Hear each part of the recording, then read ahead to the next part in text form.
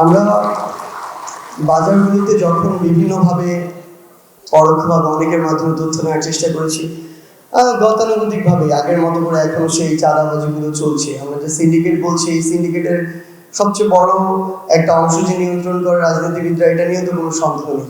এবং সবচেয়ে গুরুত্বপূর্ণ হচ্ছে সেভাবেই আসলে আমাদের যারা সবার এখানে দায় রয়েছে, ট্রু, বাট বিজনেসম্যানরাও অনেক ক্ষেত্রে তাদের বিভিন্ন যে প্রভাব সেগুলো বিস্তার করার চেষ্টা করেন। এটা যেমন সত্যি, বাট অনেক ক্ষেত্রে তো এটাও দেখা যায় যে তারা জীর্ণ হয়ে যান রাজনীতিবিদদের হাতে।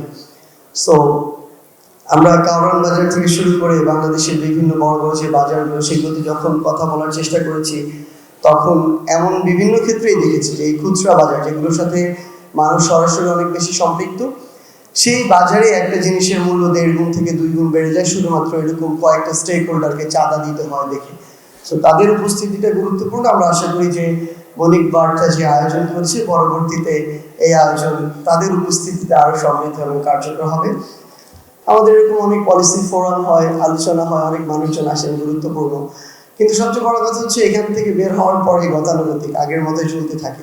মানে এখানে অনেক গুরুত্বপূর্ণ পয়েন্ট আসে, আমাদের খাতায় নোট হয়, ফাইনালি সেগুলো খাতায় নোট হিসেবে থেকে যায়, কিংবা অনেক ক্ষেত্রে দেখা যায় যে সে খাতাটাও কোথায় আছে আমরা জানি না। সেগুলো কোনো ইমপ্লিমেন্টেশন নাই। তো আমরা দিন শেষে আসলে অন্তর্বর্তীকালীন সরকারের কাছে ইমপ্লিমেন্টেশনটা দেখতে চাই। কিন্তু আমাদের কেন জানি মনে হচ্ছে যে অন্তর্বর্তীকালীন সরকারে খুব ভালো ভালো মানুষ, ভালো মনের যারা মানুষ, তারা আমাদের উপদেষ্টা পরিষদে রয়েছেন। এই জন্য তারা হয় সবাইকে ভালো মনে করছেন বাংলাদেশে যারা আছে, আদারওয়াইজ মনে করছেন সবাই ভালো হয়ে যাবে। কিন্তু এটা তো সম্ভব না। এই যুগের পর যুগ ধরে সবার রক্তে যে কালচারগুলো জেনেটিক্যালি একদম মডিফাইড হয়ে গিয়েছে, সেগুলোকে বের করে একটা নতুন পরিবর্তিত সিস্টেম নিয়ে আসার জন্য আমাদের যে লেভেলের স্ট্রিক্ট হওয়া প্রয়োজন, ল অ্যান্ড অর্ডারের যে এনফোর্সমেন্ট আমরা প্রত্যাশা করি, সেটা তেমন কিছু আমরা দেখতে পাচ্ছি না আসলে। তো সেই জায়গা থেকে আমাদের অন্তর্বর্তীকালীন সরকারের, আমরা শুধু একটা মন্ত্রণালয় নিয়ে বলছি না, সকল মন্ত্রণালয়ের মধ্যে আমরা এই বিষয়টা দেখছি। সো এই ক্ষেত্রে আমার মনে হয় যে আমরা এটা মনে করতে পারি যে যারা আজকে এখানে আসলে সম্মানিত প্রতিষ্ঠা হিসেবে রয়েছেন, যে কোনো মন্ত্রণালয় হোক না কেন, তারা এত রক্ত এবং জীবনের বিনিময়ে সৌভাগ্যক্রমে এরকম একটা সুযোগ পেয়েছেন। সো 1 বছরে বা যতটুকুই সময় আছে আমাদের হাতে, ওই সময় কিছু একটা করে দেখান।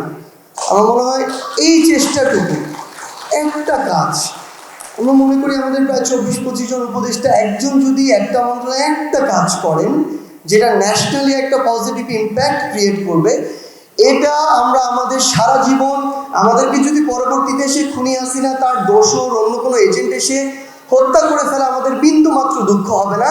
অন্তত এইটুকু বলতে পারবো যে অন্তর্বর্তীকালীন সরকারের সময়ে 24 জন উপদেষ্টা 24টা সংস্কার করেছেন, যেটা পুরো বাংলাদেশের পরিবর্তনের জন্য সবচেয়ে গুরুত্বপূর্ণ ভূমিকা রেখেছিল।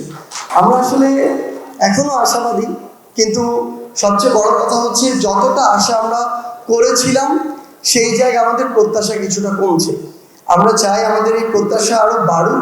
আমরা আমাদের জায়গা থেকে অ্যানালাইসিস করার চেষ্টা করেছিলাম বিভিন্ন পয়েন্ট। আপনারা খুব স্বাভাবিকভাবেই এই জায়গাগুলোর টেকনিক্যাল মানুষ, এক্সপার্ট, আপনারা খুব ভালো জানবেন। আমরা যতই চেষ্টা করি না কেন, 2-4-7 দিনে হয়তো সারফেস লেভেলের একটা আইডিয়া পাবো। বাট আমাদের জায়গা থেকে যেটা মনে হচ্ছে, আমাদের এই বিজনেস সেক্টরে বা আমদানি রপ্তানির ক্ষেত্রে বড় বড় কিছু প্রতিষ্ঠান যেভাবে বিগত 16 বছর কিংবা তার আগেও এই বিষয়গুলোকে নিয়ন্ত্রণ করেছে, স্পেশালি আমাদের আমদানির জায়গাটা, এই জায়গা আমার মনে হয় আরেকটু ডিসেন্ট্রালাইজড হওয়া প্রয়োজন। আমাদের কাছে এমন তথ্য রয়েছে যে এই বড় প্রতিষ্ঠানগুলো আসলে ঠিক করে দেয় কোন মাঝারি বা ক্ষুদ্র প্রতিষ্ঠান কোথায় থেকে আমদানি করবে। এই বড় প্রতিষ্ঠানগুলো যদি তাদের জায়গা থেকে ফোন না দেয়, পারমিশন না দেয়, মাদার ভেসেল থেকে লাইট ভেসেলে পণ্যগুলো নামে না। ইভেন কষ্ট করে টাকা দিয়ে যদি নামানো হয়, দেখা যায় যে সেখান থেকে কর্মচারী ইউনিয়ন আরেকটা ফোন কল পেয়ে ওই পণ্যগুলো খালাস করে না। সো এই যে প্রত্যেকটা পরতে পরতে যে বিষয়গুলো আমরা অবজার্ভ করছি, আমাদের মনে হচ্ছে এগুলো সামগ্রিক প্রচেষ্টা ছাড়া সম্ভব নয়। আমরা এরকম ফোরামে যখন প্রত্যেকটা স্টেক হোল্ডার থাকে, আমরা নিজেদের যে সীমাবদ্ধতাগুলো সৎ সাহস নিয়ে সেগুলো কম তুলে ধরি। আমরা আরেকটা জায়গা, যে জায়গায় প্রত্যাশা করি, সেই সীমাবদ্ধতাগুলো তুলে ধরি। কিন্তু আমরা আমাদের জায়গা থেকে যেটুকু দেখেছি এখন পর্যন্ত, যে আমাদের প্রত্যেকটা স্টেক হোল্ডার এখানে দায় রয়েছে, কাজ করার জায়গা রয়েছে। সো এই পণ্য খালাস বলি, আমদানি রপ্তানি বলি, আমাদের প্রতিযোগিতার এই বাজার বলি, এবং মজার আরেকটা বিষয় আমরা লক্ষ্য করলাম, এই বড় বড় যে প্রতিষ্ঠানগুলো রয়েছে তারা এই বাংলাদেশের মার্কেট প্লেসে একটা প্রতিষ্ঠান আরেকটা প্রতিষ্ঠানের প্রতিযোগী না হয়ে তারা সহযোগী হয়ে এরিয়া ভাগ করে নিয়েছে।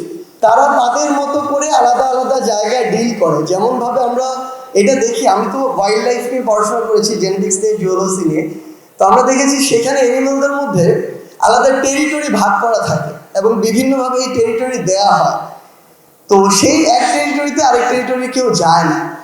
তো এখানেও যেটা হয়েছে আর কি, এখানে বড় বড় কিংডম ক্রিয়েট হয়েছে। এই কিংডমের মধ্যে টেরিটরি ভাগ হয়ে গিয়েছে এবং এক টেরিটরি কেউ আরেক টেরিটরিতে যায় না, এবং সেভাবে পুরো বাজারটা ওই নির্দিষ্ট জায়গায় কন্ট্রোল করা হচ্ছে।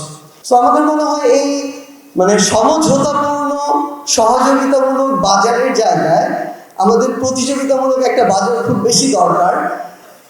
আমাদের প্রতিযোগিতা কমিশনে যিনি আমাদের এখানে কথা বললেন, তিনি যেমন বললেন যে প্রতিযোগিতা বিরোধী কর্মকাণ্ড নির্মূল করাই তাদের কাজ। সেই জায়গায় বিগত 16 বছরের মনে হয় তারা সবচেয়ে বড় ব্যর্থ প্রতিষ্ঠান, কারণ তারা এই কাজটা কিছুই করতে পারেনি। সো আমরা আমাদের জায়গা থেকে একদম শুধু অনুরোধ প্রত্যেকটা জায়গায় থাকবে। আমাদের রাজনীতিবিদদের আমরা চাই যে যারা রাজনীতি করতে চায় আগামী বাংলাদেশে, তাদের সৎভাবে উপার্জনের একটা পথ তৈরি তারা করুক, না হয় আপনারা সহযোগিতা করেন দয়া করে। কিন্তু এরকম অসৎভাবে প্রত্যেকটা জায়গায় চাঁদাবাজি নামে লুটপাটের এই ট্রেডিশনটা বন্ধ হওয়া উচিত। মানে এই কাগজের অর্থ থেকে শুরু করে অন্যান্য জিনিস 100 বছর পরে নাও থাকতে পারে, কিন্তু আপনারা এমন কিছু একটা বাংলাদেশের জন্য করেন, ইভেন এটা একটা টেকনিক্যাল ইউনিভার্সিটি হতে পারে, একটা মেডিকেল ইউনিভার্সিটি হতে পারে, এনিথিং, কিছু একটা করেন যেটার জন্য 100-200 বছর পরেও মানে আপনাদের নাম বাংলাদেশের নামের সাথে উচ্চারিত হবে। মনিটরিংটা খুব গুরুত্বপূর্ণ। মনিটরিং যেন লোক দেখানো না হয়, রুটিন ডিউটি যেন না হয়, মানে দরদ নিয়ে যে করা, এই দরদটা আমরা আমাদের জায়গা থেকে চাই প্রত্যেকটা ক্ষেত্রে। আমরা সরকারের কথা বলি, রাজনীতিবিদদের কথা বলি, আমাদের যারা বিজনেস কমিউনিটি আছে তাদের কথা বলি, সবার ক্ষেত্রে ওই যে ব্যক্তি স্বার্থটাকে প্রাধান্য দেওয়ার যে বিষয়টা, এটা থেকে বের হয়ে আসার জন্য এরকম ভিন্ন ধর্মী কিছু আমার মনে হয় প্রোগ্রাম অ্যারেঞ্জ করাটা ইম্পর্টেন্ট, যেখানে দেশ এবং মানুষের স্বার্থটাকে প্রায়োরিটি দেওয়া হবে। প্রবলেম হওয়ার পরে সলিউশন খোঁজা এবং কেন প্রবলেম হলো সেটা খোঁজার যে কালচার, সেটা থেকে দয়া করে আমাদের সবার বের হয়ে এসে দীর্ঘমেয়াদী প্রি প্ল্যান নেয়া, যে আমরা কিভাবে এটা করতে পারি, এটা নেয়া এবং ইমপ্লিমেন্টেশনটা আমরা যেন দেখতে পাই, এটাই প্রত্যাশা। আশা করছি অন্তত 1% হলেও একটা পরিবর্তন আমরা এই প্রোগ্রামের মধ্যে দিয়ে পাবো।